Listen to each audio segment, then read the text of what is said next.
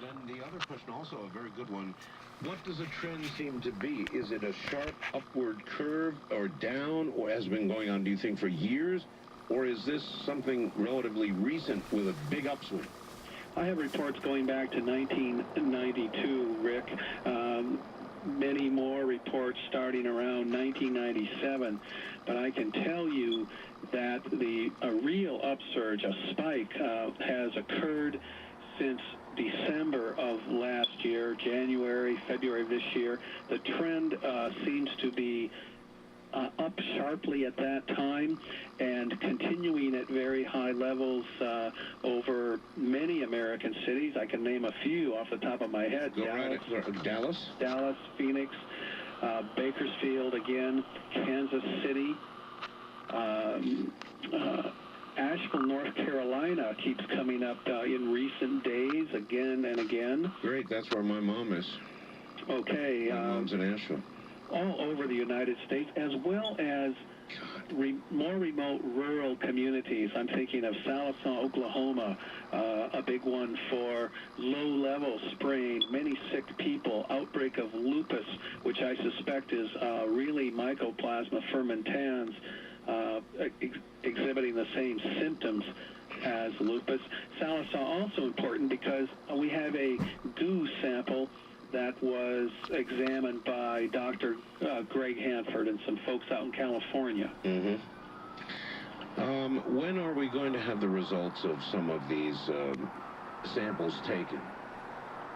Well, we have some results, as a matter of fact. Of actual samples taken. Now, you talked to us about Joe and Joe's chemical-ridden body. Yes. But with regard to actual samples, you have results. Yes, we do. Well, of course, we have the Oakville, California, Oakville, Washington, I'm sorry, those samples with the Pseudomonas fluorescens, the other bacteria, may have been background contamination, inconclusive. We have the angel hair fallout collected from Sallisaw, Oklahoma in October 97. I talked to Dr. Hanford. He was with 4 other guys looking at it, he said, at a community college lab near Bakersfield, and they found an unusually big bacteria, an enterobacteria that they thought looked modified, and they managed to pin the family down to E. coli, Salmonella, Anthrax, and Shigella. It came out of that family, but they couldn't, they just simply couldn't identify the species of that bacillus. So we may be looking at designer stuff here.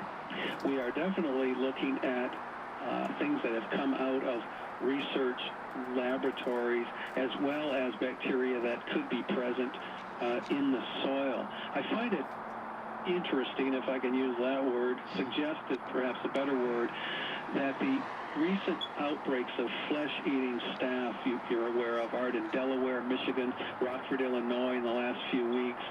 This staph A belongs to the same family as Pseudomonas. We keep seeing that Pseudomonas, strep, and anthrax. So we have a very active family of pathogens cropping up in the mainstream news. I noticed that the Pseudomonas aeruginosa